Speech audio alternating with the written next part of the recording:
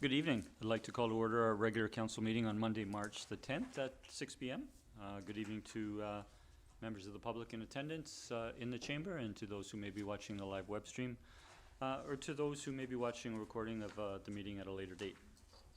I'm Mayor McNeil Smith, and my colleagues attending this evening, Councillor Richard Novick, Councillor Terry O'Keefe, Councillor Chad Rentoul, to my far right, Councillor Steve Duck, Councillor Sarah Duncan, and Councillor Scott Garnett, and good evening to staff in attendance for the meeting as well. I want to respectfully acknowledge that the town of Sidney is on the territory of the Wasanich people, and we respectfully acknowledge the Sayote Nation, the Sartlip Nation, the Pakwitchin Nation, the Masaikan Nation, and the Malahat Nation, who have stewarded these lands for millennia. That's thousands of years, and we appreciate their long-standing connection to these lands to this day. And in a conversation recently, I was reminded of planning 7 generations ahead. I think it's something for us to consider as we consider long-term policies for our community and in working together with the Wasanich people. Now turning to approval of the agenda, we have 4 changes since the agenda was published last Thursday. We'll consider these amendments to the agenda. The first is we've received a letter of correspondence from Randall Mang, which will go under the Committee of the Whole item under 12A. I've had a request from Councillor Duck to raise item 15.1, which is a correspondence from SIPP.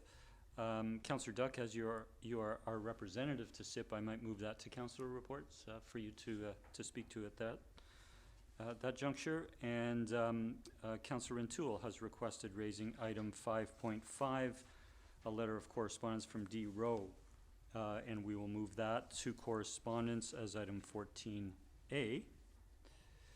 The fourth and last change is that on the agenda it indicates under number 17 that we will make a motion for reasons for us to go in camera and have an in-camera meeting this evening. We are removing that from the agenda and won't be going in camera, so we won't be making that motion this evening.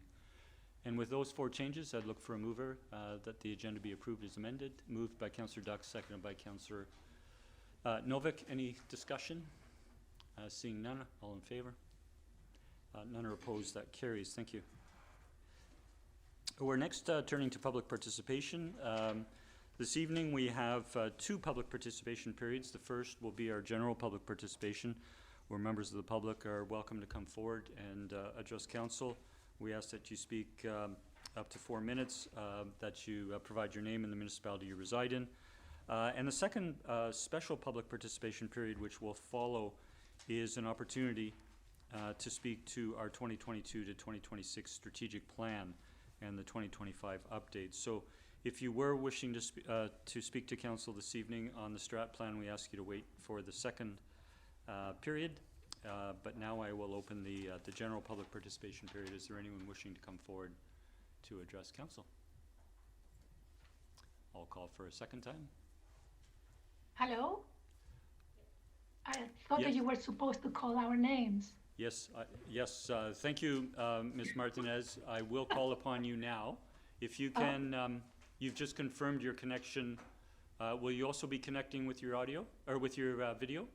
Yes, I actually asked for permission. Hello, everybody, to do a presentation. 4 minutes, that's it. Yes, please go ahead. Okay, well, thanks everybody for having me here tonight. My name is Mar Martinez de Saavedra Alvarez. Just call me Mar.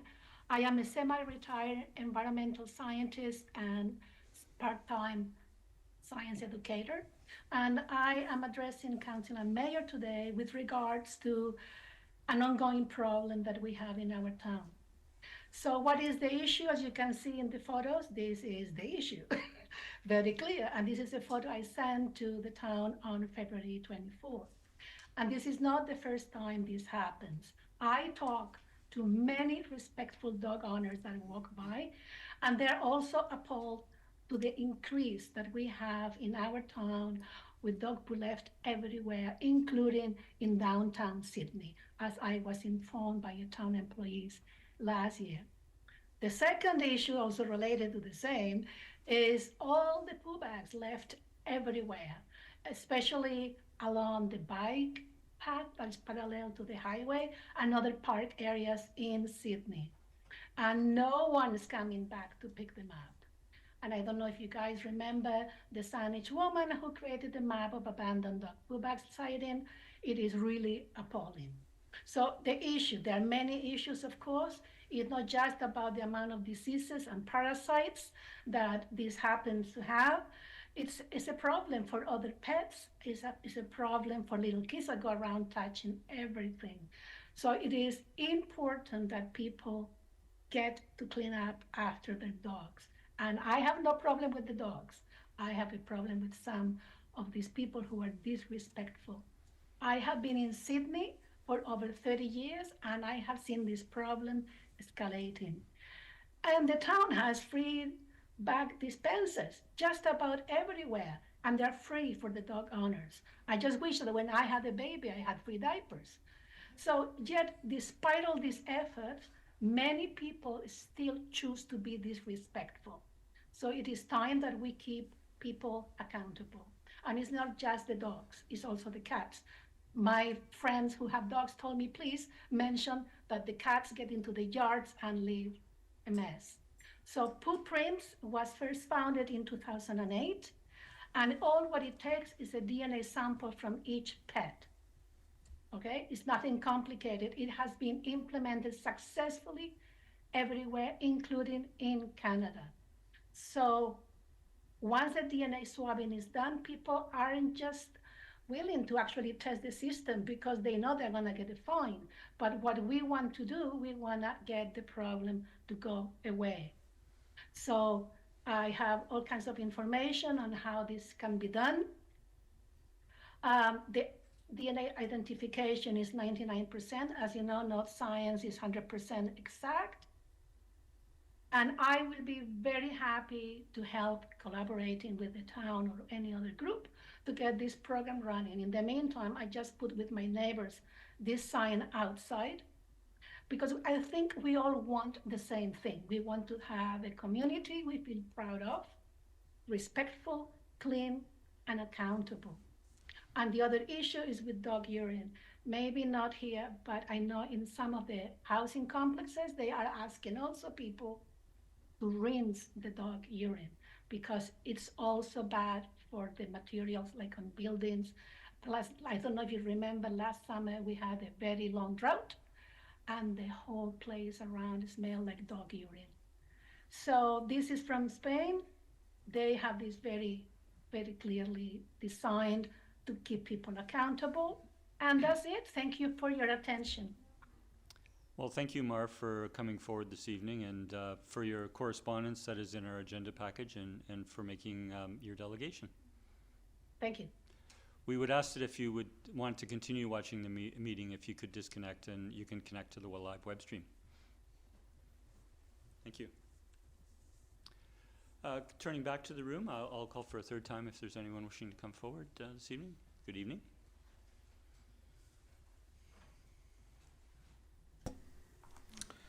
Good evening, council, staff.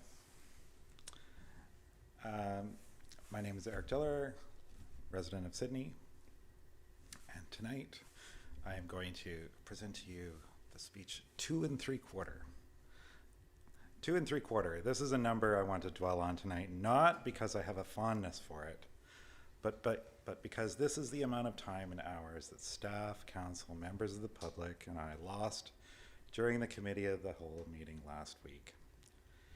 This is 2 3/4 hours it will never get back from our lives, all because this council does not take a principled approach to governance. If council were principled, they would view every problem through these 6 principles to get to a solution. Number 1, is the solution to this problem going to make the town more financially solvent, both in the short term and the long term? Number 2, is the solution to this problem going to empower citizens of the town to take up a greater role in this town, thus making it better for everyone? Number 3, Is the solution to this problem treating the transportation system as a means of creating community prosperity and not as an end in and of itself? Is the solution squandering land, thus going against the principle that land is the base resource from which community prosperity is built? Number 5, is the solution to this problem going to lead to job creation that will constructively feed into the local economy? And finally, is the solution to this problem going to empower citizens to work collaboratively with the town to find solutions, as Mar was just attempting to do? This last point, one of the councillors has some trouble with. I was quite aghast. Mr. Diller? Yeah. If you could make reference to your topic and not reference to calendar, to particular council members? Sure. Thank you. Yeah. So, so the subject is that we need collaboration between residents and council. And so this brings me to what I'm actually going to talk about tonight, which is the budget deliberations that are going to be undertaken soon. I'm hearing talk about a 13-some-odd% property tax hike. As a resident and as a business owner, I'm opposed to this. We know that Canada's rate of inflation is sitting at around 1.9%. And if we have to raise taxes, let's keep it closer to that. I recognize that municipalities have purchased materials that are currently above the rate of inflation, such as concrete and asphalt. So how can council do this? Well, for one, we need to recognize this town is made up of many people who bring with them different ways of living. So using one method of raising revenue, the property tax method, is not always just. Using access and user fees can be a much more just way of raising revenue. And I might add that in the past, governments did use access and user fees much more than they currently do. So the motion that passed at that 2 3/4 hour long meeting was to allocate funds to study the problem more.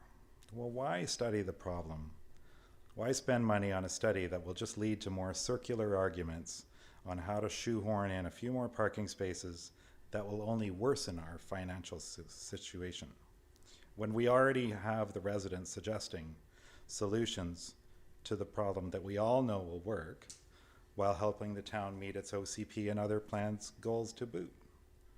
Does council develop a rash when exposed to the idea of pricing streets? Mr. Diller, you are approaching 4 minutes. I'll let you wrap up. Yeah, thanks for that time update, Mr. McNeil. So we either need different councillors or we need a vaccine for that rash. Staff is proposing, in order to deal with this tax hike, so that we could just get a bigger pump to work harder to pump the water out. Well, why not plug some of the holes? We can stop the money leaking out. We just have to take a principled approach to it. Thank you. I don't consider myself to be a grumpy taxpayer, but if we have to raise taxes, let's keep it reasonable. Say 2 3/4%. Thank you. Thank you for coming forward this evening. Not seeing anyone wishing to come forward, we'll close the public participation and we'll turn to the special public participation period for the strategic plan. Does anyone wish to come forward to speak to the strategic plan?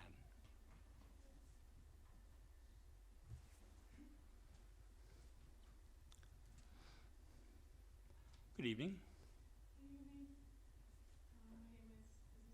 If you can just pop the little button on the bottom, you have a live mic. Hello. My name is Sarah Waddington. I live at 9972 3rd Street. I've shortened this quite a bit, but I'll get to the point this time.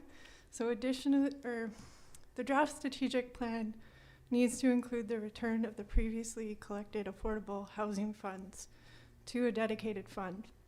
As there is nothing new in the housing strategy, in the strategic plan that isn't already in the OCP, except for the prolonged plan to explore a tenant protection bylaw.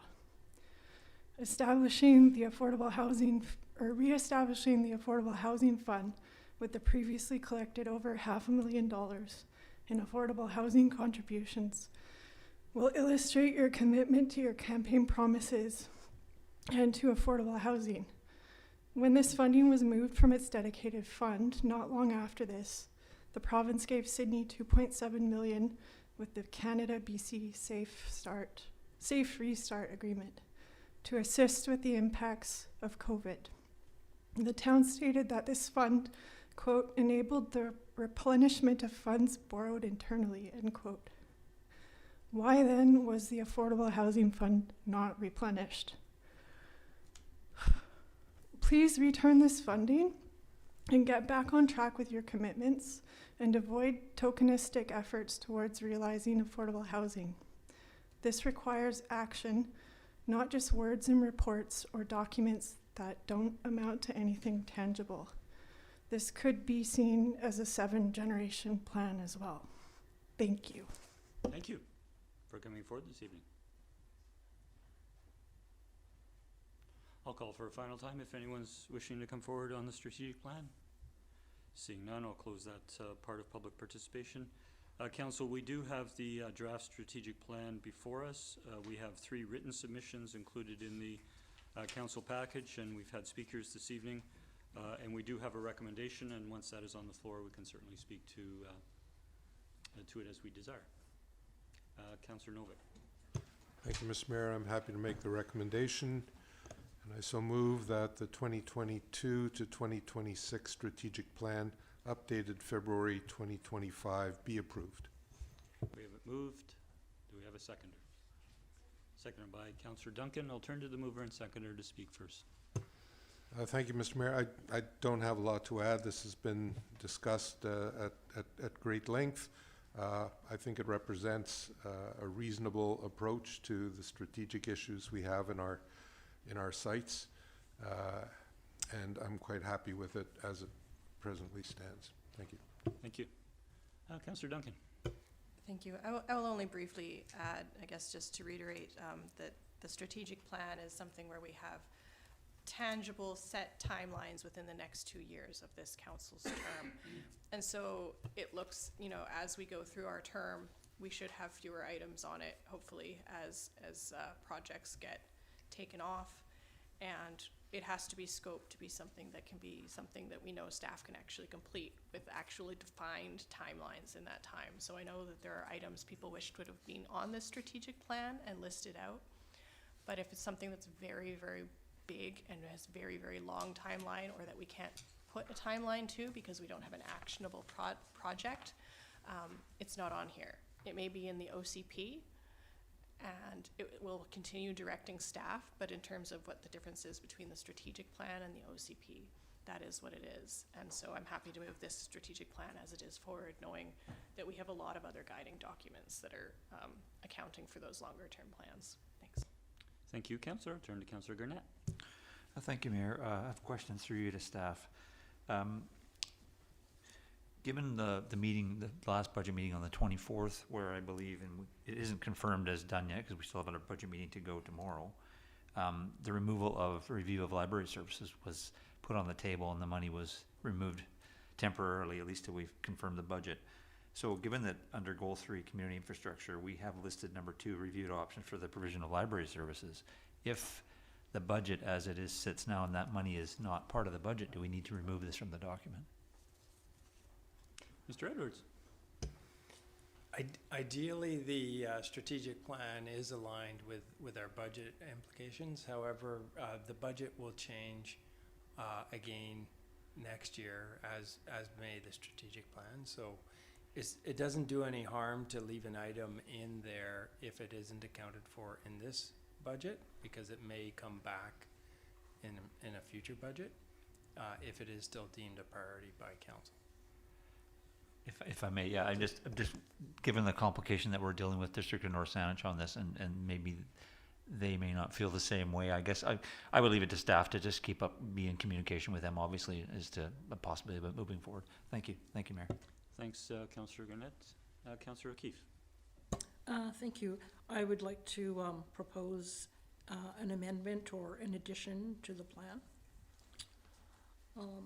Shall I read that in now? Yeah, just a note, Sure. Councillor O'Keefe, I know you did share the wording just before the Sure. meeting, and I will access that. I understand there's a number of points, 4 or 5 points. Yes. May I suggest, while some of the points differ, that you might move them one at a time? Okay, sure. Okay, I'll let you proceed. All right. My motion is to add the following to the town's housing, from the town's housing action plan to the strategic plan under priority number 3. And the first one is to develop an affordable housing development partnership program which will support and incentivize the development of below market affordable housing projects. Do we have a seconder? Second? Second for discussion, Councillor O'Keefe? Sure. So I think we all realize that affordable housing is one of, I think, our biggest priority. I feel it is. And although it is mentioned in our strategic plan, I feel the statement there is too vague in terms of it doesn't state specifically what we're going to do, except to implement housing policies that are in the OCP with a focus on non-market housing. As a member of council, I want to know specifically what we're going to be doing to achieve this objective and be able to respond to the public when they ask. Also, a cornerstone of a good strategic plan is that you have specific targets that are measurable so you know whether you've been successful in meeting that strategic objective. In this case, the completion date of Q4 2025 has been set for that objective in regards to implementing OCC policies. However, when that comes, when Q4 2025 comes, how are we going to know that we achieve that? Because it's not specific. We haven't set any particular targets for that, so I think that's important. Sorry, can I just interject, Councillor Sure. O'Keefe? You've made reference to wording in the under goal 1.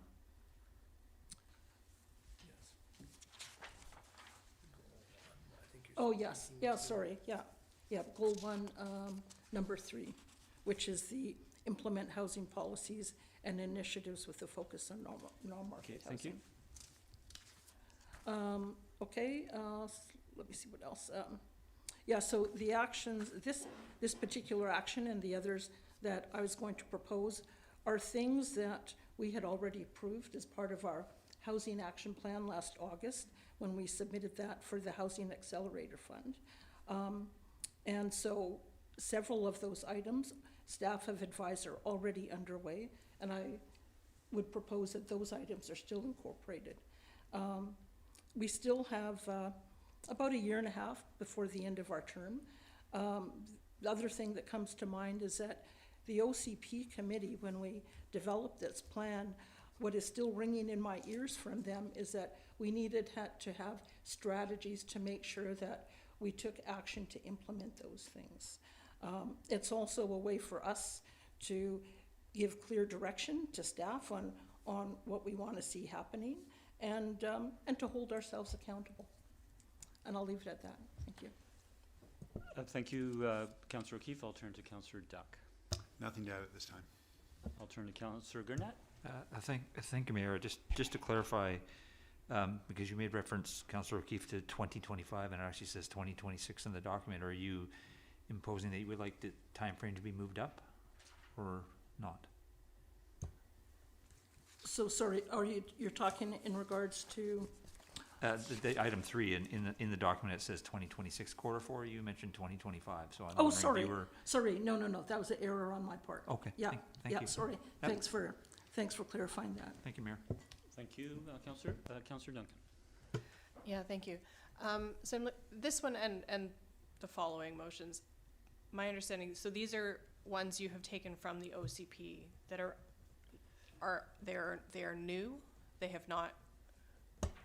Councillor O'Keefe? Yeah, no, sorry, just to clarify, so these are things that came from the Housing Action Plan that we approved, and you may recall that that Housing Action Plan was targeted at implementing OCP policies, so.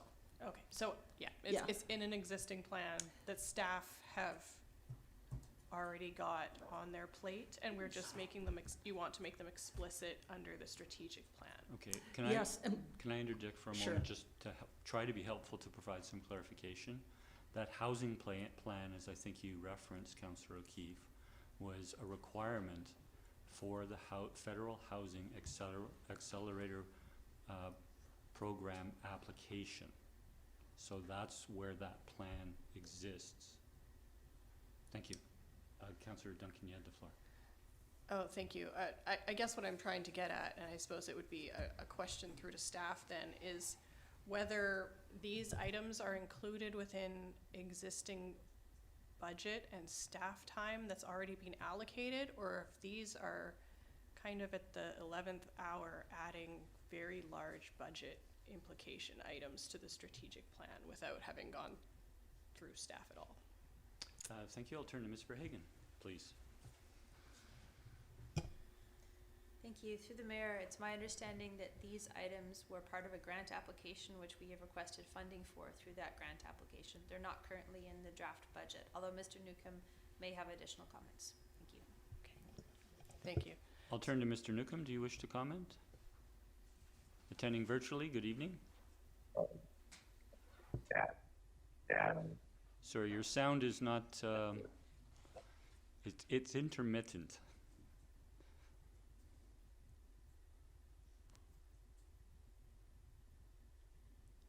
Did you want to try and unmute Mr. Newcomb?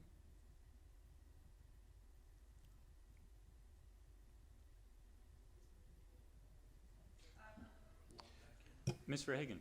Through the mayor, Mr. Newcomb sent me a message saying that that is correct, what I indicated. Oh, Thank okay. you. Thank you for that. Sorry, you had the floor. Yeah, thank you. So being able to do these things was contingent on the receipt of a grant that we have clearly not indicated at this round of budgeting that we have. So these are things that we would do if we received that grant, but barring that grant, there is no budget or staff time allocated. Mr. Edwards? That's correct. The grant application was for approximately $4 million of federal funding that would support a variety of initiatives, but there was no matching municipal funding required to support those if we had been successful. And the bulk of the work identified in the application would have been conducted by consultants, which also indicates the hefty price tag. So,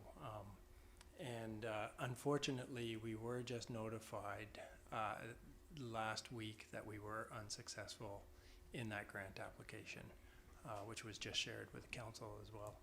And so, while there are some initiatives that were identified in the suite of projects or programs that we may be able to conduct on our own, there would be perhaps considered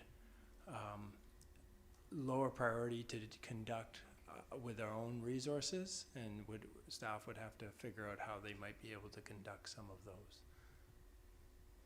Thank you. And may I just, one final question, that $4 million, what time period would that have been dispersed over in order to complete this suite of programs? Because these look like some of them 5-year programs or more. I don't know the exact time frame, but I do understand it was a multi-year initiative, and you know, some of the individual projects were hundreds of thousands of dollars in the cost estimate of them. So, yeah. Ms. Verhagen. Thank you. Just to add to Mr. Edwards' comments, Corey's indicated that the grant funding would go till the end of 2026 or 2027. So there's a couple years span to do the project. Okay. Thank you, Mr. Newcomb. Thank you.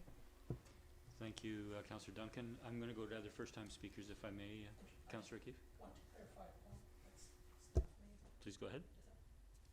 So in regards to there was 7 items in that housing action plan. My understanding is that from information we got from staff today, that 3 of those 7 are already underway and are funded. Is that correct? So that the item number, although it's not, well. Sorry, Councillor O'Keefe, if we could stay with this first item that you have. Okay, well, I think you're it's. starting to refer to other. Okay, well, I think it's relevant for council to understand that there is funding for some of these items. Okay, And but that we're speaking. in regards to the first item, in regards to the cost allocated for that have been $50,000. So it's not a huge cost. Staff had also indicated that some of these things could potentially come out of different reserves if we chose to do that. So I think it's important to provide that clarity that what I'm proposing here is not $4 million worth of items, and that these are items that we approved at one time because they were thought they were a good idea. It's unfortunate that we didn't get the funding, but I think we either agree that affordable housing is important or it isn't, and if we don't have the funding, that's a disappointment, but I think we need to move forward with them. Thank you, Councillor O'Keefe. I'll turn to other speakers. I'll comment briefly, and I won't be supportive of this. It's not that I'm not supportive of pursuing below market housing and affordable housing. It was a $4.1 million grant. Included in that grant was the proposal that we would purchase lands and that we would be able to implement policies that we don't otherwise have because we would have owned lands. And certainly a housing development partnership program would be more relevant if the town of Sidney owned lands to form a partnership on. The reality is today is that council receives development applications on private lands. We request, and it was noted in one of the other pieces of correspondence in the agenda package with regards to this aspect of the housing, suggesting that we begin meeting with nonprofit providers, the provincial government, the federal government, other funders. We have done that, and when projects have come forward, whether they be 2180, whether they be other projects, we have requested the developer, and they have contacted CMHC with regards to funding that can lead to below market housing. They have contacted the CRD with regards to the Regional House First program. So we have to be mindful of what the intent of the plan. The plan was contained in an application. It is not a plan otherwise. So what I've heard clarified by Councillor Duncan or Councillor O'Keefe is to take this item from the plan, make it a part of our plan, but also we would have to fund that to the tune of $50,000. The reality is that we don't have a piece of land to apply that to in terms of town property, which would have been the case had we received the Housing Accelerator Fund. I'll leave my comments there. Are there any other speakers? Councillor O'Keefe? Yeah, I'd like to just respond to that last point in regards to the intent of this. And if staff responded earlier today that what this does, it doesn't involve going out and purchasing land. What staff had said was that it would involve hiring a consultant to come up with this program so that it's clear it could include fee waivers, subsidies of contributions, and developing a transparent program for developers and others to know what's available. And that those other costs, buying property and that sort of thing, that's not part of this. It's laying the groundwork for future partnerships. And we thought it was a good idea at one time, so I think it's still a good idea to have that program in place, well, for 7 generations, I guess, if we want to use that analogy. Thank you. Thank you. Councillor Gurnett. Thank you, Mayor. So the motion, sorry if I may, to Councillor O'Keefe, the motion you've presented does not include an initiation or a completion date. That's correct. And- Not at this time. So every other aspect of our strat plan has those in there, so that would be, you wouldn't want dates put in there? I would be happy with the, Please use your mic, sorry. Councillor O'Keefe. Not knowing what would be the best order for these things to go in, I would be happy to stick with the date for that, the main objective, that number 3, for Q4 2026, as you stated. Okay. And if I may, Mayor? Yes. Through you to staff, is this something that staff would have the capacity to be able to do within that time frame? Mr. Edwards. Thank you for that question. It's not entirely clear at this point in time as to whether or not we would.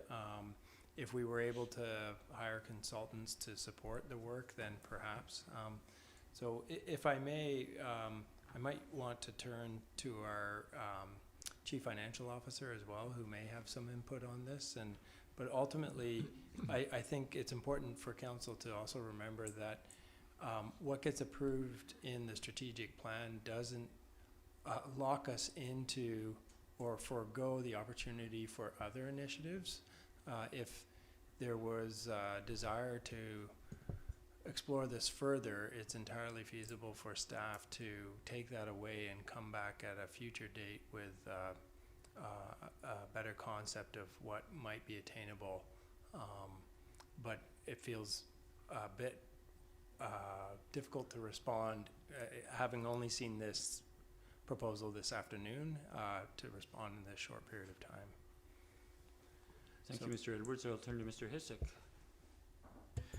Thank you, Mr. Chair. This seems to be veering into budget territory as well as trying to amend the strategic plan. And I would say, because we were just informed about the grant not being successful, I think we need time to properly assess it and report back to council. And because these items are highly unlikely to be tax funded, there is time for us to take a more measured look and report back and amend the budget with non-tax funded initiatives should council later decide that they are worthy of pursuing on our own.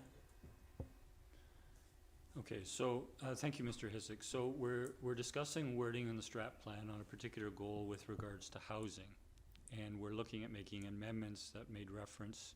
There is this one, and there are a few others that Councillor O'Keefe has that was contained within a plan.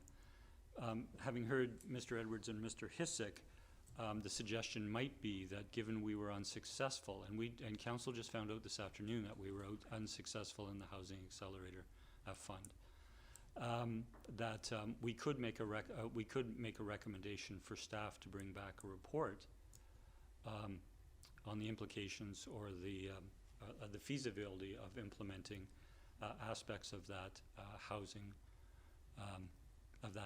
plan.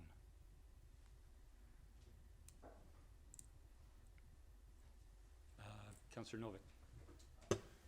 Thank you, Mr. Mayor. Well, I like these items and this particular one in general, and I like the idea that they do support our movement towards a more affordable housing program in the town of Sidney. I have a little bit problem with item number 1. I feel it paints with a bit too wide a brush. I don't think there's enough specifics in there for me to vote for it at this time, unlike some of the other suggested amendments to follow, which are a lot more specific, and I think will have a greater impact on actually addressing some of the problems in town. Developing creating a development partnership program, to me, is a rather vague program. It doesn't really indicate who we want to have a partnership with, what the partnership is going to look like. The sort of thing that we sort of need to do is study and then have the information at hand before we kind of go with this. In this case, I think we're putting the cart before the horse. So while I like the idea of it, I'm not sure that it's It's something that I can support at this point in time, because I don't think there's enough meat to it, if you will. Thank you. I'm going to turn to Councillor Duncan and Councillor Duck. Thank you, Mayor. I will not be supporting this motion, and I think for reasons that both staff and the mayor have given, it is not well structured to provide any development forward. I think each developer that brings a proposal to us for land they want to develop, we always approach them with that affordability possibility. But we don't own the land, and they have to build within current costs of land and current costs of construction. So it makes it very difficult to start looking at a partnership. We can and usually will provide some incentives if we see that, but those are already in place, whether they're amenity fees or some things we work with them on that. But I don't think at this time, without an offer of us to come to the table, we're not really a partner. We just control some fees. If we had the land, as the mayor indicated, we may have something to offer in that development proposal. So I think at this point, staff is always working on finding ways that we can build in affordable housing into any proposal that comes forward with the processes we already have in place. Thank you. Thank you. Councillor Duncan? Yeah, thank you. I think for many of the things that Councillor Duck just said, I was not inclined to support this motion simply because it wasn't actionable. However,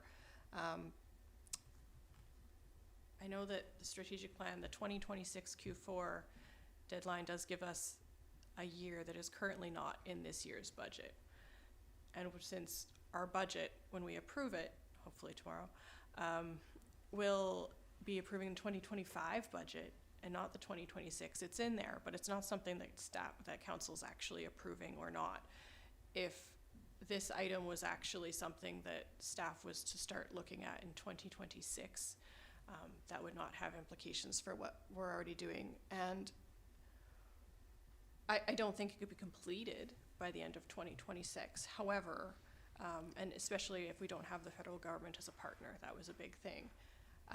However, if this was a program that was actually aimed at, staff looking at investigating the feasibility of a municipal-led affordable housing development partnership program, knowing that we aren't getting partnership from the federal government, that would be what we could do. That would be within our power to do, and it could be something that staff could begin in 2026, and they would be giving them forewarning right now that we would begin pivoting to having those as that has a priority in 2026.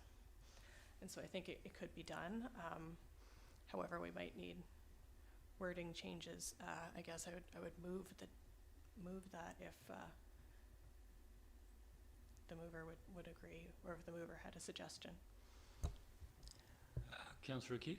Sure. So the wording that is used was taken straight out of the housing action plan. And so there was a description that went into more detail in terms of what that was. So this was to involve the development of a set of processes and procedures to guide the establishment of partnerships, which we don't have, right? So that's what this is about. It's not about going out and buying a piece of property necessarily. It's about laying the groundwork with those processes and procedures in order to guide future development. So whether you want to have different wording, we could do that. Having said that, I'm wondering whether, there's 6 items here, whether we want to go through all of this now. I'll just preface my next comment by saying I did send this last week. I gave notice that I was going to be bringing this forward some time ago. But the particular motion. Sorry, Councillor Keith, sorry, who was that directed to and when?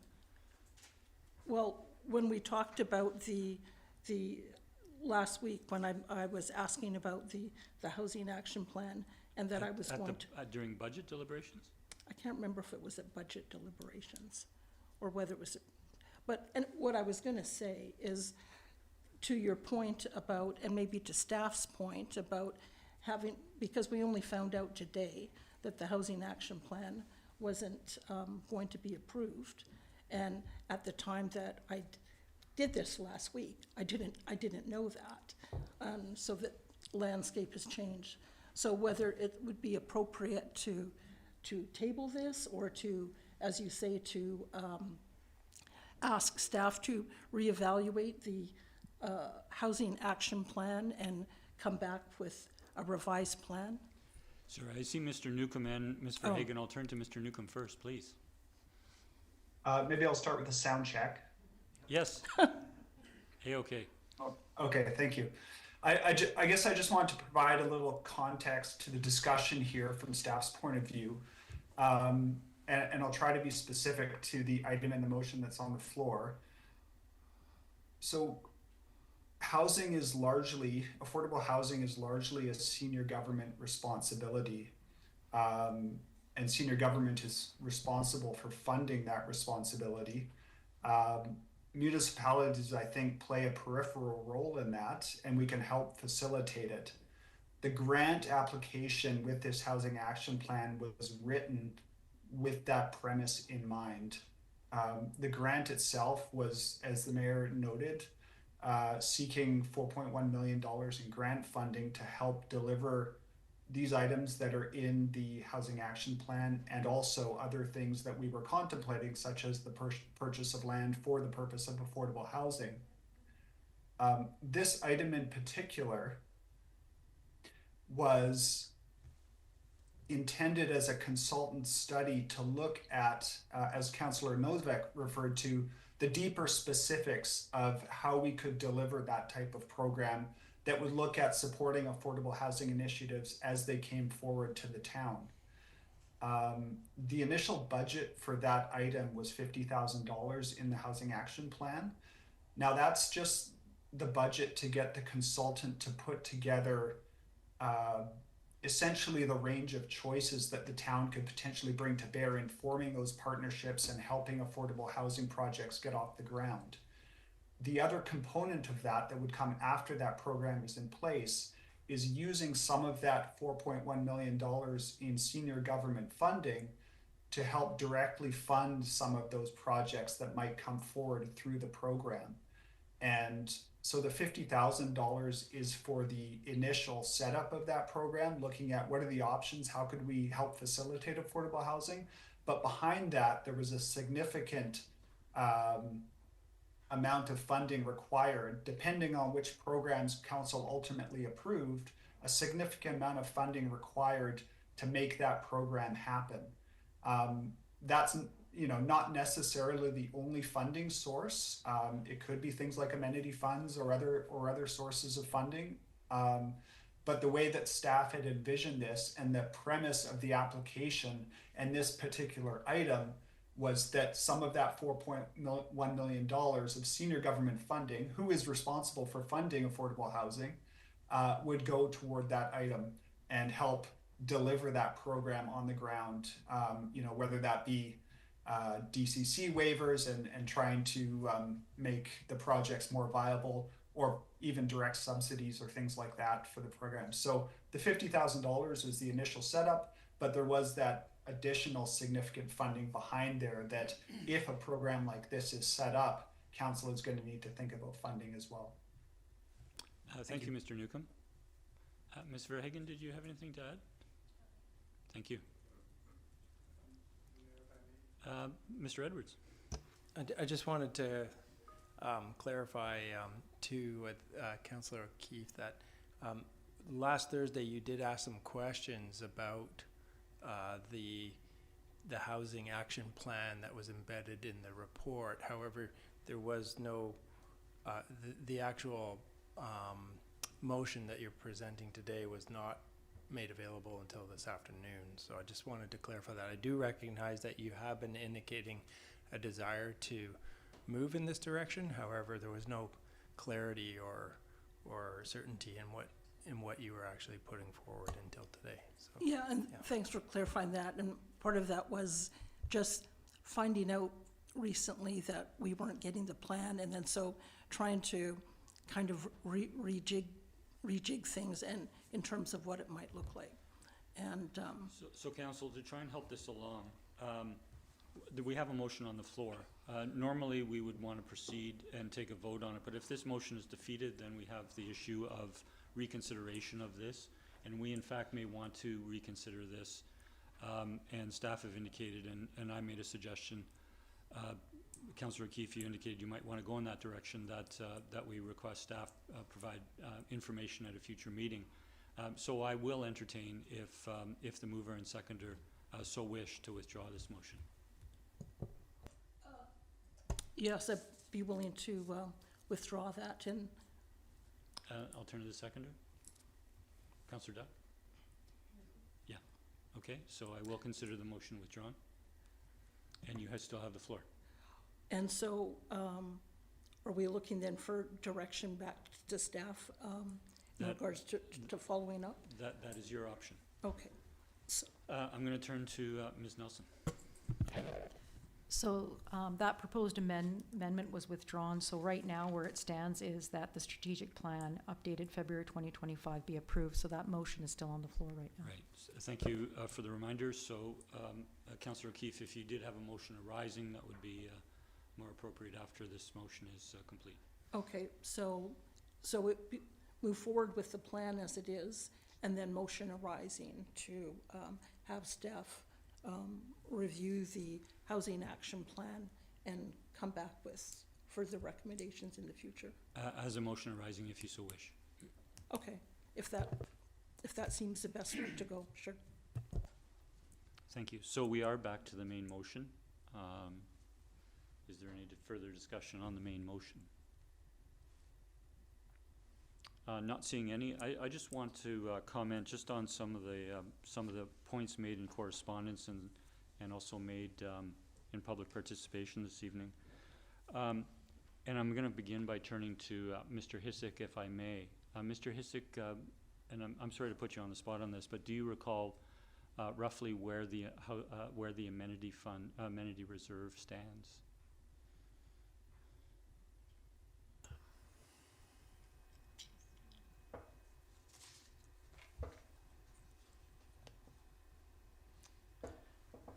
Sorry, I'm trying to get you an exact number here.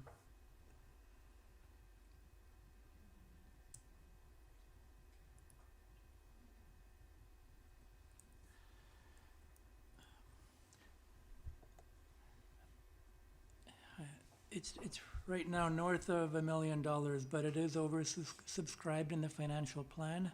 Therefore, if we were to redirect it to some of these initiatives, we'd have to cancel some of where it's earmarked for or find other funding for those initiatives.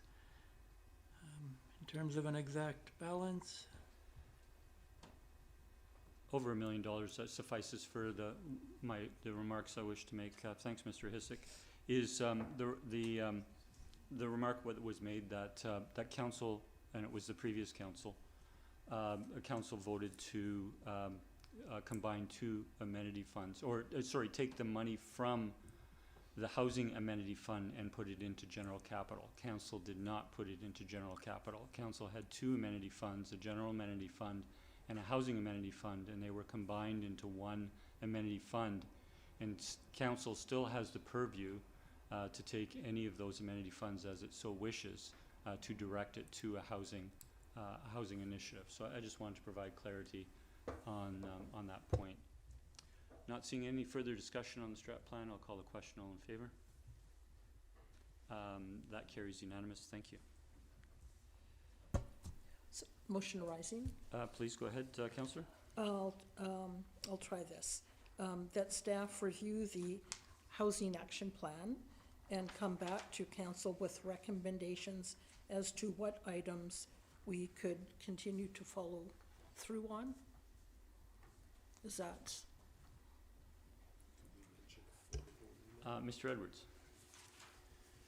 I think that's workable. I mean, we may, for context, want to add, considering the rejection of the Housing Accelerator funding, council directs staff to review and.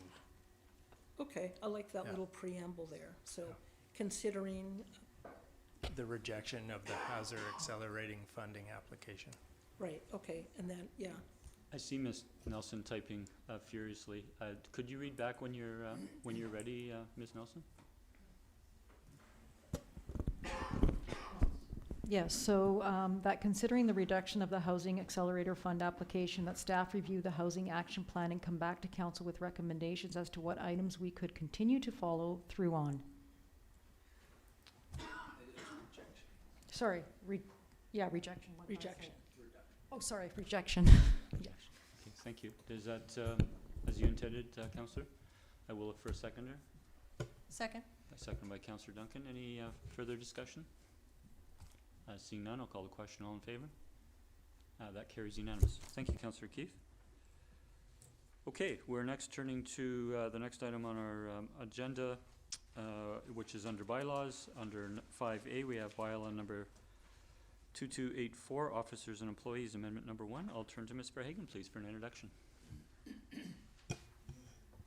Thank you. Through the mayor, this bylaw would be to amend the town's officers and employees bylaw to appoint a servicing officer. As the report indicated, this is a new rule provided by the province through the provincial adoption of Bill 16, which permits municipalities to require road dedication and other services as conditions of building permit, no longer just as part of subdivision or rezoning. Happy to answer any questions. Thanks, Ms. Verhagen. First, we'll go to questions. Any questions? Seeing none, we do have a recommendation. Councillor Duck? Yes, and the recommendation, I'd hereby move that the bylaw be given first reading. Second. Second by Councillor Novick. All in favor? The motion carries. I'll turn to the same mover and seconder. That the bylaw be given second reading. Second by Councillor Novick. Any discussion? Seeing none, all in favor? Thank you. Opposed? None opposed. That carries. And that the bylaw be given third reading. Second. Second by Councillor Novick. All in favor? Motion carries. It will come back at a future meeting for consideration of adoption. Thank you. We're now turning to number 7, adoption of minutes. We're receiving the regular council, or looking for approval of the minutes from our regular council meeting of February 24th. Moved by Councillor Duck, seconded by Councillor Second. Garnett. Are there any corrections to the minutes? Seeing none, all in favor? That's none opposed. That carries. Turning to the mayor's report, we have the CRD Board highlights from the February 12th CRD Board meeting. There is just one item I wanted to touch on. The third item on the highlights was reference to the Canada Housing Infrastructure Fund. So this is a new federal program. And the board received a report summarizing this $6 billion program intended to support the planning, construction, and upgrading of critical housing infrastructure with the intended goal of increasing the supply of housing and densifying existing communities. The CRD board directed staff to implement a DCC freeze for CRD services until April of 2027 to allow member municipalities to pursue funding opportunities under the CHIF. And what I wanted to note was that the federal government had indicated that if either the individual municipalities or the local regional district had imposed higher DCCs, then none of the applicants, none of the municipalities or the regional district would be able to apply to that fund. And so CRD took the initiative to put that freeze, and in conferring with staff today, staff are proceeding to with a grant requests applications under that particular program. I'll leave my comments there and turn to if there are any questions or comments. Councillor Gannett? Yeah, thank you, Mayor. Just one, looking at what you just talked about, do the potential new water DCs fall into this, or is this something that's still? Yeah, this is specifically the new water DCCs, because that is something that is underway in terms of the CRD. The CRD has indicated that they will continue with that process and consider approval of it later this year or into 2026, but it would not become effective earliest until April of 2027. Thank you. Thank you for the question. Okay, so that's my verbal report on highlights. I'm now turning to Councillor Duck under council reports for his verbal update on the SIPP correspondence we received. Thank you, Mayor. I just wanted to bring this to the attention of both my colleagues and the public that are taking in this meeting, This report gives a good indication of what SIPP has been able to do for the region over the past 5 years, and they're closing out their 5-year term with a new term being initiated next year. I think it's important to recognize that we need a regional economy. We need that regional collaboration, and especially for Sidney, because we have a population that moves out of this town to work, and a population moves into this town to work. So we're part of this region. It's essential that we recognize that what we do to contribute and collaborate with our other neighbors and other First Nations and businesses is important to building the economy of this region. And as I continue to say, a rising tide floats all boats. And I think it's essential that we continue to support SIPP and its direction forward, because it has demonstrated very successfully over the last few years the amount of money it's brought into this region and businesses it's built. I'm open to answer any questions if people have any. Thank you. Thank you, Councillor Duck. I'll turn to Councillor Novak. Thank you, Mr. Mayor. Through you to Councillor Duck. In light of the current, well, as one of our former prime ministers so eloquently stated last night, nonsense coming from south of the border, is SIPP working on any kind of an action plan to address any challenges that might hit our region as a result of that quote-unquote nonsense? Thank you, Councillor Novak. In fact, they have just initiated a new task force Rising Economy Task Force 2.0, and you might recall of their success when they addressed the pandemic and brought together the region to address the pandemic. They're similar doing something relative to the tariffs, so that just was announced last week, and they'll be forming a task force made up of the regional experts in business and to address those tariffs and move forward towards building an economy east-west versus north-south. Thank you so much. Thank you. Councillor Garnett. Thank you, Mayor. Through you to Councillor Duck. It's a great report. It shows great work being done. But just for the information for residents of Sidney whose tax dollars contribute to it, there is a lot of reference to Victoria, and I think it would be really helpful for our residents to know that there is some kind of benefit coming back to our community. Great question, Councillor Garnett, and I would counsel everyone here to look at Victoria as the Greater Victoria, not Victoria City of. There is, in fact, the location of the SIPP headquarters, yes, is in Victoria, but that's not where their reach is relative to economic development. It goes from Sidney to Souk in terms of cooperation and development of programs with First Nations, with businesses, and with municipalities. There's a tremendous return, you might have seen in the report, that literally per capita, there's $1.65 spent by residents to see this development go forward. And the return on that is somewhere in the neighborhood of 3- to 4-fold. So there's a good cost benefit to this and the work they're doing. Thank you.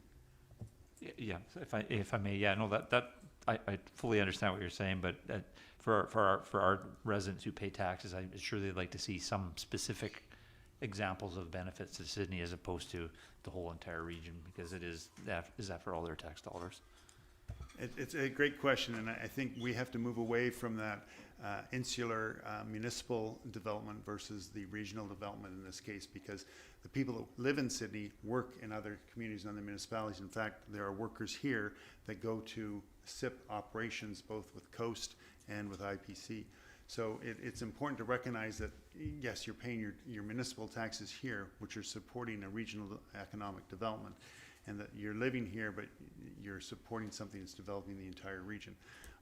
And I think it's a challenge because we often think about, is our tax dollar going to deliver services and benefits in our municipal boundaries?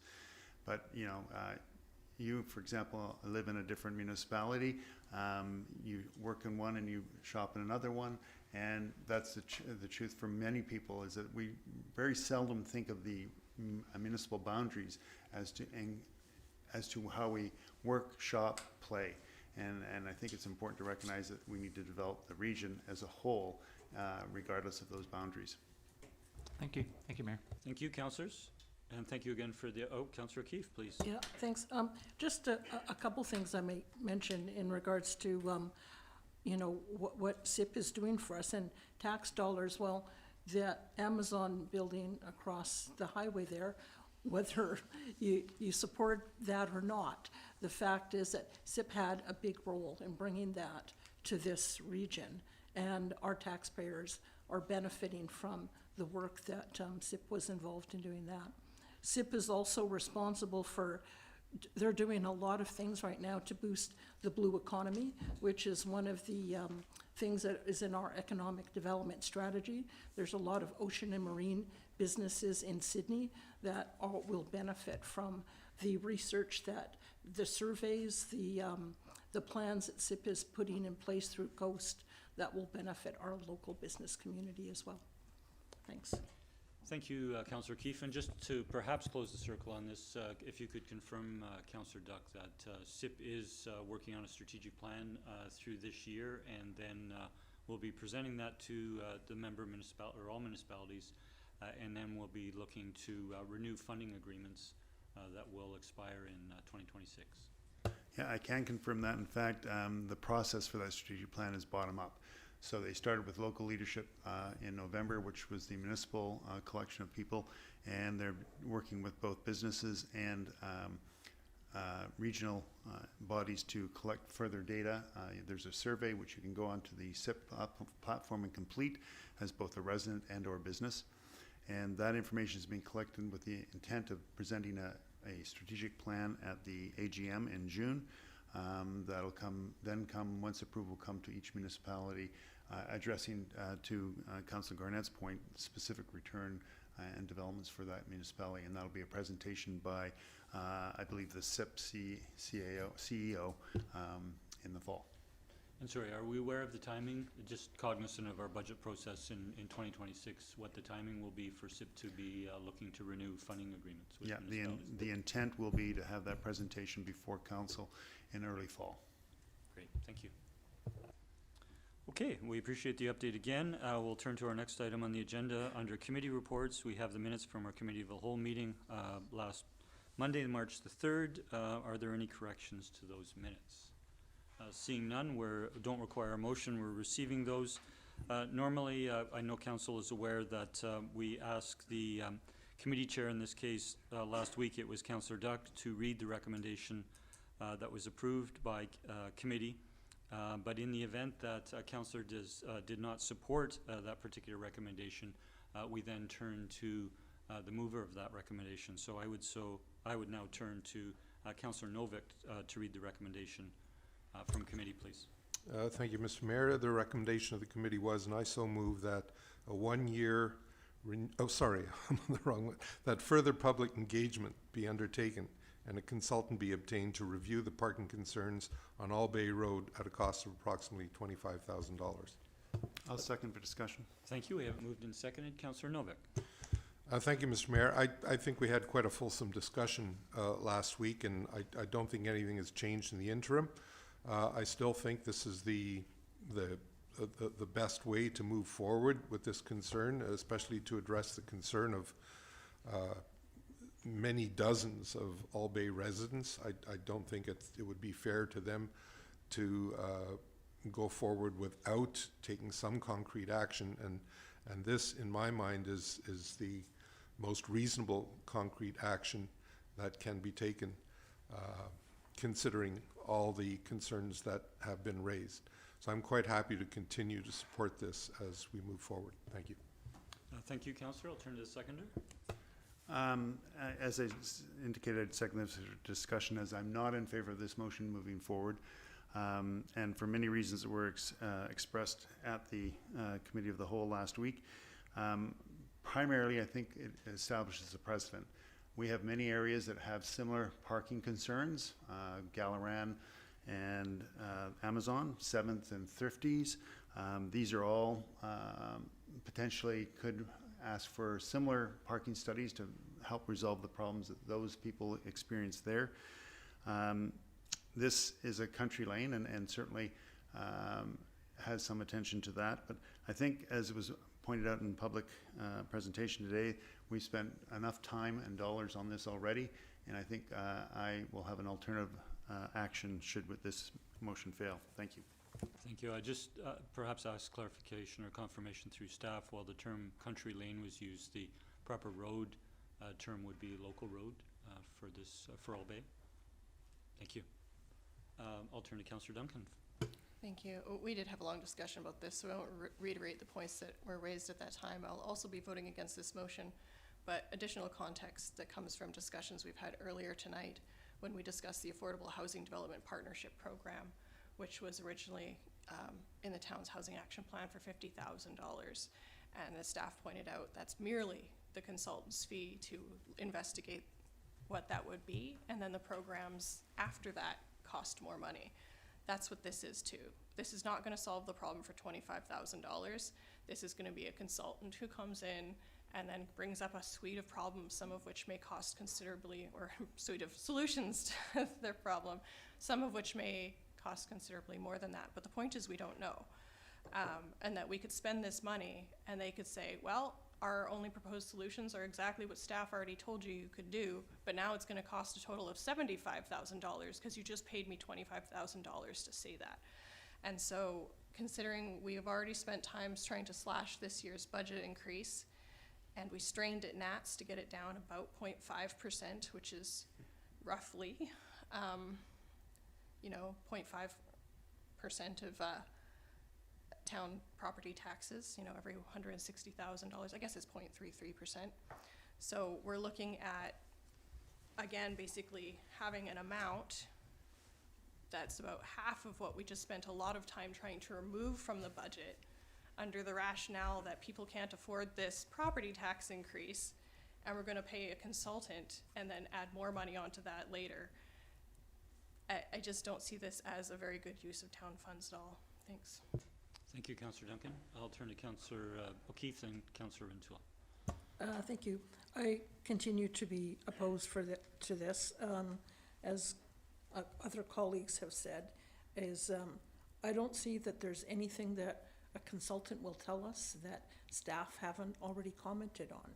Things like the use of Harbor Road, staff have explained that. Why Rest Haven isn't a good idea. Why residential only parking isn't feasible. Diverting traffic isn't a good idea. They addressed environmental concerns. So I don't see that there's anything that a consultant would do that staff haven't already done. So I'll be opposed to this, but I will raise an alternate motion, which is similar to what I brought forward last week, but goes into a bit more detail to address some safety concerns. Thank you. Thank you, Councillor O'Keefe. Councillor Renewal. Yeah, thank you. I spoke to raise concerns with respect to this particular motion during Committee of the Whole. Ultimately, I supported it, and I think at this point, listening to my colleagues, as I'll continue to do, that I will continue to support the motion that's on the floor. I understand the concern around the amount of money to be spent. In my mind, we've got $50,000 in the budget already, which is unlikely to be spent, during the course of this project being carried out. This $25,000 was to come from the same funding source as the $50,000 already in the budget.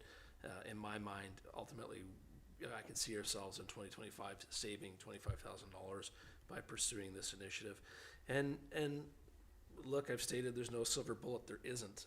I don't envy the consultant having to look at this challenge, but in support of residents and the businesses in the marine industrial zone, I think it's incumbent on us to look diligently for a solution, because I feel like with encouraging the blue economy and our marine industrial zone, we're only going to add to the challenges in that location if we don't work hard to come up to address a solution. We want to see people in good paying jobs on Harbor Road. We want to be able to help accommodate those employers and respect the neighboring residents. And where I fully recognize, I heard a reference to parking study, staff made it clear that's not what this is. That this is more an undertaking to perhaps look creatively at what solutions may be out there that haven't been brought forward, or focus on the solutions that have been brought forward that might really be solutions to this. And finally, you know, I feel like having had such a good turnout last week from All Bay and from concerned residents, that it would be very challenging collectively for council to, you know, now revisit this and look to bring forward some alternate suggestions at this junction without their attendance and the opportunity for their consideration. So I'm leaning to supporting the motion on the floor. Thank you, Mayor. Thank you. I'll speak to the motion. I won't be supportive of the motion, and I have a procedural question through to staff, Ms. Nelson. Would it be appropriate if council wished to table this motion and then table it to later in the meeting? So we table within a meeting to consider an alternate motion?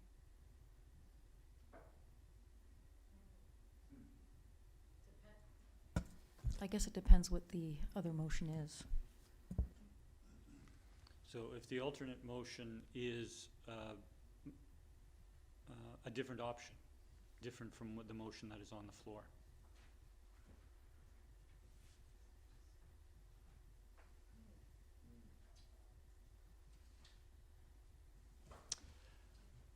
I'm going to leave that.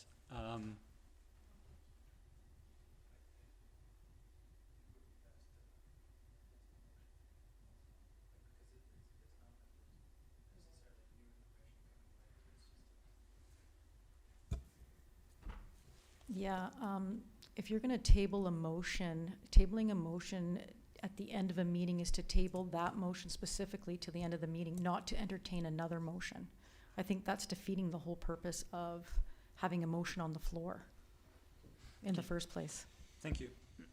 So I'll return to my remarks and indicate that when I spoke last week, I indicated that the motion that was defeated in a split vote did not have many particulars addressed that the residents had addressed as concerns, and I won't enumerate them all. However, I believe that the motion can be amended, or there's a possibility for that motion to be amended and for considerations to be made of that. The challenge is that it does set a precedence of $25,000 when we have parking concerns in many other local roads throughout the community, both on east, west, north, south of in Sidney.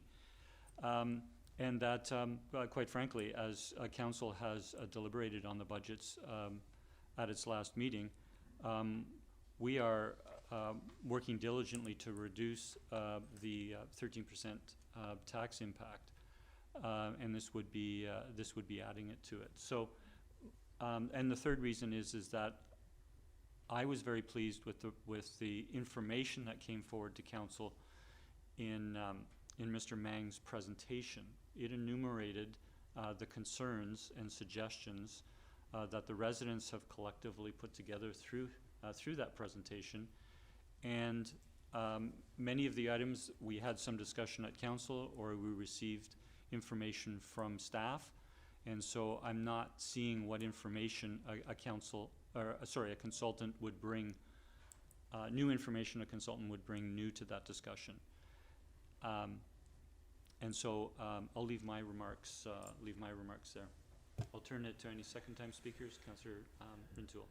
Thank you, Mr. Mayor. If you don't mind, I'd just like to clarify something you said through staff, and I think you made the statement that this expense would increase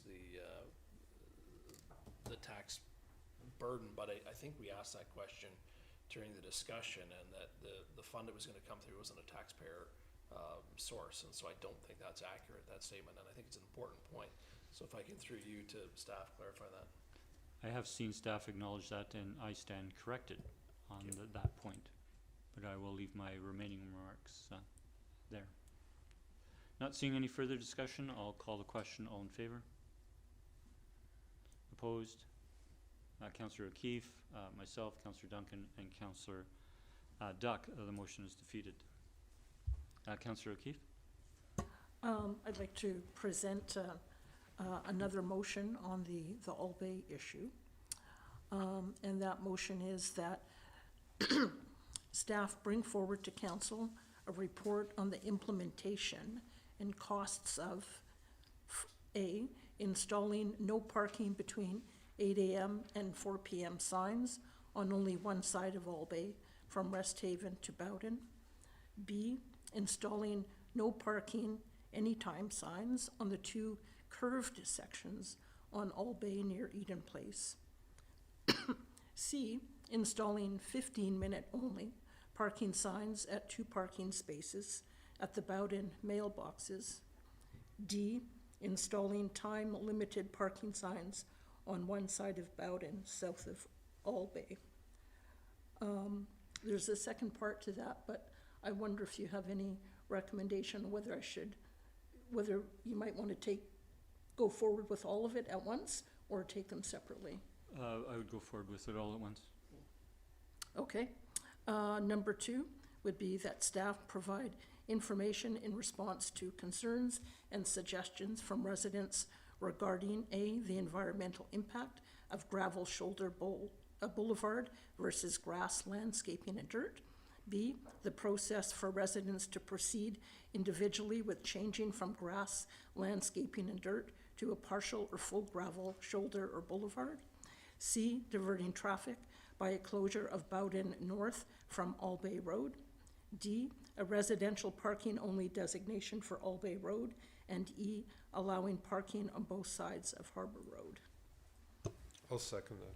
We have it moved and seconded. Councillor O'Keefe? Yeah, so first of all, what I'm trying to do here is address what I think the safety concerns are. I think there will still be some residents that may be concerned that employees from the area will still be parking on that street, on the side that's permitted. But we're addressing the safety issue during the day so that there will only be cars on one side of the street. So that should open up sight lines. Same with these other things here. I think it's important to acknowledge that there is no shortage of parking for All Bay residents. And I think it's also important to acknowledge that the process or the policy that we've had is that parking is a public, it's open for everybody. So street parking is not owned by the residents, they're open to the public.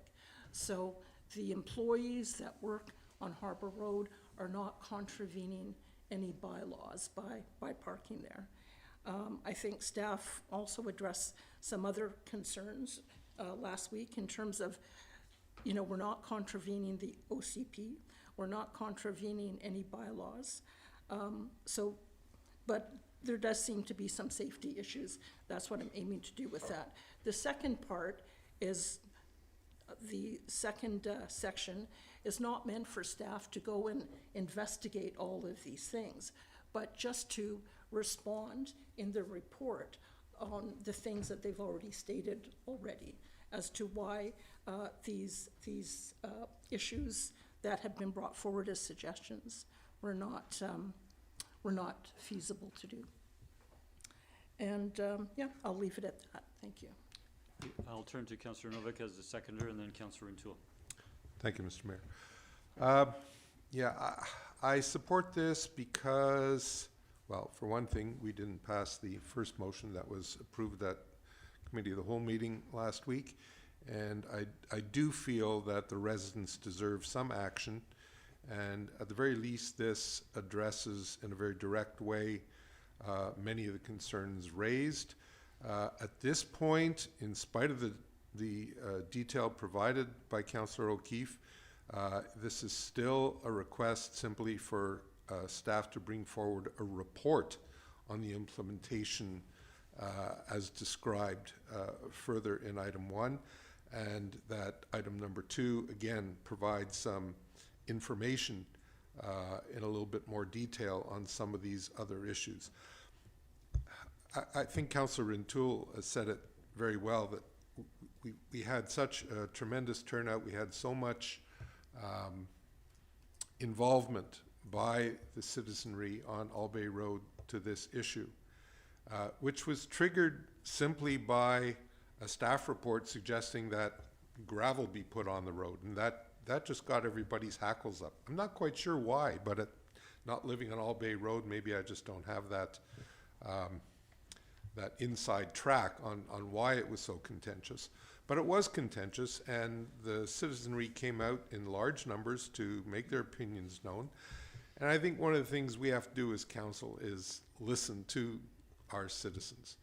And this was one of the most concerted and comprehensive efforts that I've heard from a group of citizens in this town on any issue. And I feel that as a councillor, at the very least, I have to come back to them with something concrete. And while that first motion didn't go through, and I understand the concerns that have been raised, but I feel that at the very least this motion does bring something a little more concrete to the table. And whether or not it gets fully implemented at some point in the future or not is less important than the fact that we're actually getting into the weeds here and getting a little more analytical about some of the options that were presented by some of the citizens and other councillors. So I hope that this can go through so that we can at least prove to the citizens of Albay that as a council we are listening to them. Thank you. Thank you, Councillor Novak. I'll turn to Councillor Renewal, then Councillor Gurnett. Thank you, Chair. Before I ask my question of staff, would you like me to, if I want this addressed in 2 parts, do you want me to move that now or just a request of the Chair? Sorry, can you repeat that, please? Yeah, if I would like this to be addressed in 2 parts, this motion, so number 1 and number 2, should I make that request to the Chair now? No, it's a request to sever the motion, and I would concur with that. Okay, thank you. So speaking to the first part of the motion and the motion that would be on the floor at this point. Sure. Through you to the corporate officer, is this motion in order? If you could clarify for me, in that a very similar motion, which I did support, was defeated 2-5 at the Committee of the Whole. Yes, it is. So you were sitting as a Committee of the Whole and not as a council. So this is technically a motion moved by council rather than Committee of the Whole. Thank you. And I do recall we had a discussion about Committee of the Whole and its governance purpose, and this is probably a perfect example of the discussion we had at the time. Okay, so I will speak reluctantly in favor of the motion. Reluctantly only because residents aren't here immediately, I guess, to be party to this, but they had the option, of course, to be here this evening, and they can see it online. And I recognize that the motion is asking for a staff report, so this will come back. And I think it probably appeases some members of council who are concerned about the $25,000 because we're not actually spending money on this at this point in time. I'll listen to my colleagues' comments, but I intend to support the motion. Thank you, Mayor. Thank you, Councillor. I'll turn to Councillor Gurnett. Thank you, Mayor. So my thoughts are that I have a problem with the motion because of it all being into its entirety, because I don't support the second part. Okay, so we're separating them then? The motion is separated. I didn't realize we didn't have a vote on whether we were going to separate it, so we didn't need to have that? No, the council procedure bylaw permits the mayor to do it? Okay, yeah. perfect. Okay. So we're talking to number 1 then? Please. I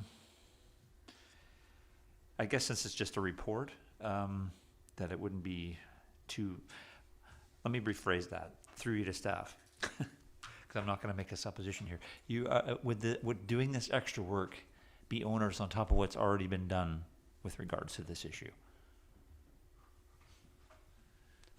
Ms. Clary, please.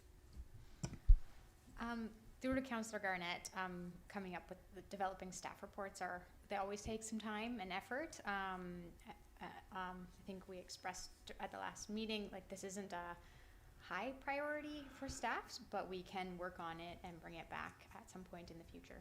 Okay, thank you. Thank you, Mayor. Thank you, Councillor. I'll speak to the motion next, and I'm in support of it. And we heard clearly from residents to date through correspondence and through the presentation and other speakers last week. And it was emphasized again, it was one of the first points made in Mr. Randall's letter to council today. And in the third paragraph, our primary concerns remain pedestrian and resident safety. And if there is parking on both sides of the road, given that there are no sidewalks, given that there are only there is a mix of paved and gravel shoulder, mostly gravel, through the Old Bay Road, that this looks to help address the safety concerns that residents have.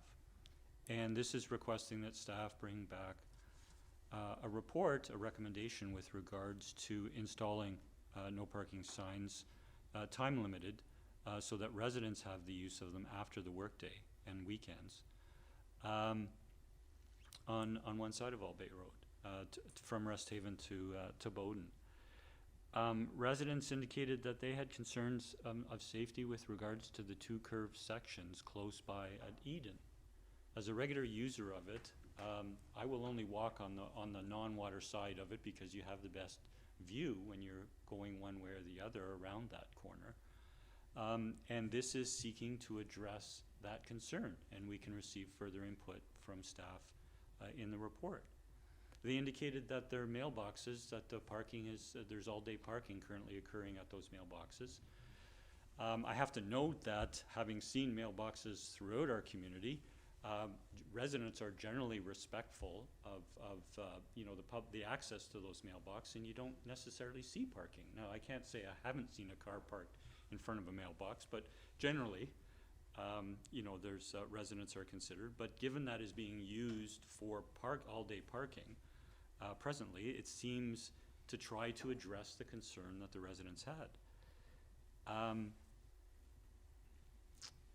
And so, yeah, I'll leave my motions there. I mean, the second part of the motion has other components that I'll speak to, but we are trying to address the concerns of residents in this, and it's a report to come back to council. Are there any further speakers on this? Not seeing any, I'll call the question on the first part from A to D. All in favor? Opposed? Councillor Duncan is opposed. The motion carries. We'll now turn, it's been moved and seconded, we'll now turn to number 2. Did you wish to speak briefly to that? You did motivate partially Councillor O'Keefe when it was first moved. Yeah, no, just to clarify that we're not looking for staff to do any further research on these things, but basically to package up the responses that have already been conveyed during the various meetings that we've had on these items, so that everybody who had issues with this can, you know, has access to that information. They put a lot of effort into making presentations, submitting letters to us, so it's going maybe a little extra step than we normally would, just to show them that these are things that we did consider. Thank you. Thank you. Councillor Novak? I have nothing further to add, Mr. Mayor. Okay. Councillor Garnett? This one I won't support. I don't want to put any more extra work on staff on this particular item. I think they've done enough already, and I think they already spoke to some of these issues at the last meeting. So to reiterate them, I think makes no sense and is a waste of their time. Thank you, Mayor. Thank you, Councillor Gurnett. Councillor Rentoul. Thank you, Chair. I won't support this motion. Like Councillor Gurnett, I feel like staff has spoken to a number of these, and I don't know that it's as simple as compiling feedback and comments that have been received, from residents or others already. I think I would be looking for something a little more detail if we're, asking staff about, diverting traffic by a closure of a road, etc. So, in my mind, it's not as straightforward as the first part of the motion. I won't support it. Thank you. Thank you, Councillor. Seeing no other speakers, I am in support of this, and my rationale for that is that we received a lot of correspondence, and these topics were frequently discussed in it. It was also covered in some depth with regards to the presentation, and we wouldn't expect all of the residents of Albay Road to attend a particular meeting. We did have a good turnout last week, but that's by no means all the residents in the neighborhood. And I think, for the record, while we had discussion at that particular meeting, and we may have further discussion when the report comes back, it forms a part of the record that these were considered, their concerns and suggestions were considered, and that we spoke to them. And while, yes, staff have answered the question, for example, the impact of gravel shoulder versus landscaping or dirt, I think that if it's part of a report, that it forms a record that can be referenced in future when residents express concern, future concern on the matter. I'll leave my remarks there. I'm not seeing any further remarks. I'll call the question. All in favor? Opposed? Councillor Duck, Councillor Duncan, Councillor Gurnett, Councillor Rentoul. The motion is defeated. We're moving to the next item on the agenda, and point of information, Mr. Mayor. Yes. Where does this leave the motions that were set to gravel Albay? Do they just go in? Where do they stand? I just need some information on what the process is for them and the budget for them. Thank you. Thank you. So the two motions that were passed reference budget and are included in the budget, and as we've spoken at previous meetings, while they may remain in the budget, they don't necessarily be implemented. So if the direction of council at a future meeting is to do something otherwise what is in that budget, then that budget is not used. Thank you. And as I recall, that was not, those funds were not coming from taxes. Thank you for staff for confirming. Thank you for the question, Councillor Duck. Councillor O'Keefe. Yep, so we don't, through you to corporate officer, we don't need to rescind those prior motions, or? There's not an obligation to do so. Okay. Because of the recommendation that's made. I will note to council that if council were to pursue the implementation, there would be a cost, for example, for the no parking signs. And so that cost could be covered by what is currently in the budget. Okay. Thank you. Okay, so we're now now moving to our next item under staff reports. Under 13A, we have renewal of fire services agreement with the Victoria Airport Authority. I'll turn to Chief Mickelson, please, for an introduction. Good evening. Good evening, Mayor and Council. This report recommends a one-year renewal of the fire service mutual aid agreement with Victoria Airport Authority. The abbreviated term of the agreement is to permit the VAA time to implement an enhanced training program for structural firefighters responding to airside incidents, and I'd be happy to answer any questions. Thank you. Are there any questions? Councillor Gurnett. Thank you, Mayor. Thank you, Chief Mickelson. I have to say, when I read the report, I was kind of a little bit shocked by the fact that the fire is not staffed for those 5 hours, and then we're Nav Canada and we're airspace controlled by Kamloops. So I guess the obvious question to me was, is this typical? Through the chair to Councillor Garnett, Victoria International is the 11th, I think, largest or busiest airport in Canada, so I'm not probably well versed in what is typical for that size of aerodrome in Canada. Speaking with their new fire chief, he does feel that the airport is in a kind of a difficult kind of growth phase, and they're getting very much closer to a 24-hour staffing model, but they're not quite there yet. And if I may, so based on this is a mutual aid agreement, we'd fair to say that if they are supporting us at times of need, that for those 5 hours they are not there to support us if we need them. Would that be fair, or would that be? That would be correct in the context that they're not there and readily staffed. If there was a large-scale incident, particularly an airside incident, or we did make a specific request, we would be relying on them to answer their phones and essentially come, much like our convergent volunteers, to their airport fire station and then respond in a delayed manner. Thank you. Thank you. Thank you, Councillor. Councillor Duck? Yes, thank you, Mayor, and through to staff. Chief, thanks for the report. And does this mean there is a mutual aid means there's a reciprocal agreement in place? They would respond to a fire in Sidney, for example? That is, yeah, through the chair to Councillor Duck, that is correct.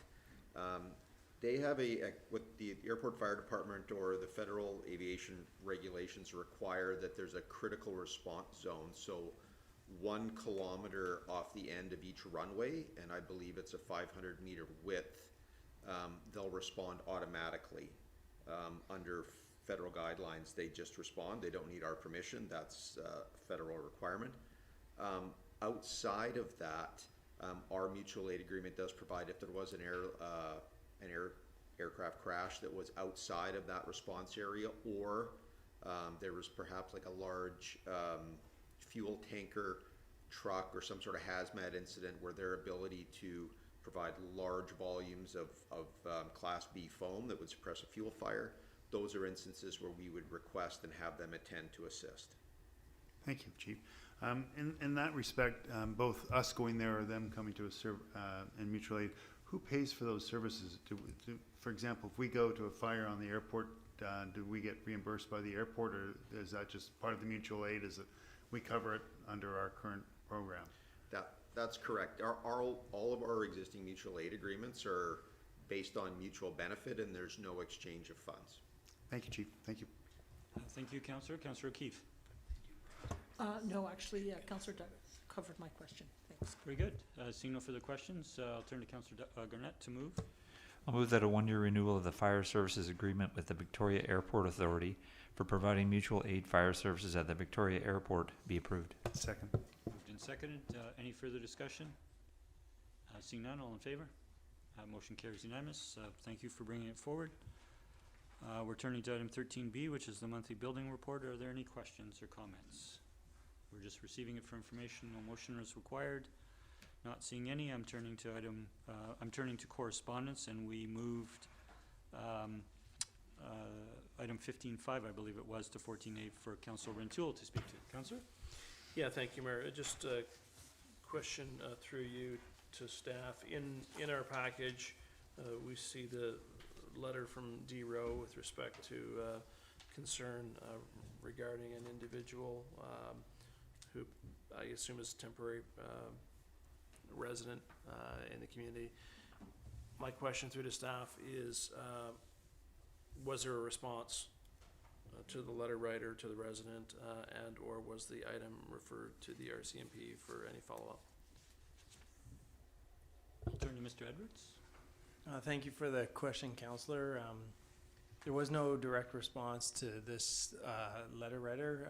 While it was a complaint, there was no specific request or question from the writer. So there was a standard confirmation of receipt of the letter. And yes, the RCMP were well aware of the situation and collaborated with our bylaw staff and other staff on what the resolution might be for this individual. And as you may know, the individual has moved on from that location, is no longer on Beacon. Yeah, through the mayor, thank you to staff. I'm pleased that there's a discussion with the RCMP. Certainly anecdotally, I think, I'll speak for myself, I'd certainly heard about interactions with what I assume is the same individual, so I'm pleased that it was shared with RCMP is what I'm hearing from staff. I guess on a somewhat different track, I think we used to very commonly see a staff response to letters from the public of this nature. Is there a change in protocol, or is there a formal protocol that perhaps I could better understand?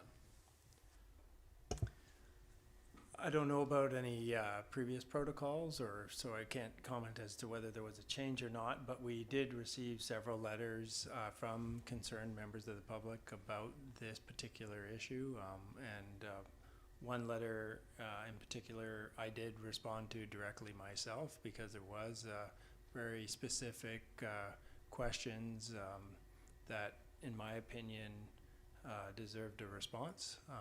And this particular letter that we're talking about tonight, not that it doesn't deserve a response, but it's very clear that it is a direct complaint of the issue, and the issue has been resolved and has been addressed, so it did not feel that it warranted a response.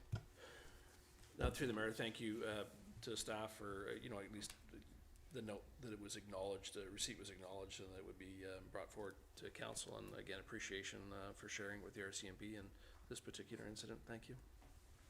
Thank you, Councillor. And just to note that all correspondence that's received from residents is acknowledged by, and if it's addressed to myself or to mayor and council, then it is indicated in that reply that it will be coming forward to a future council agenda. So thank you for that. We're now turning to the remaining correspondence for information. We do have 7 other items. We're receiving those on our agenda. We don't require a motion. We don't have the motion to go in cameras. I will seek a motion to adjourn. Moved by Councillor Duck, second by Councillor Novick. All in favor? I think that's everyone. We are adjourned. Thank you. Have a good evening.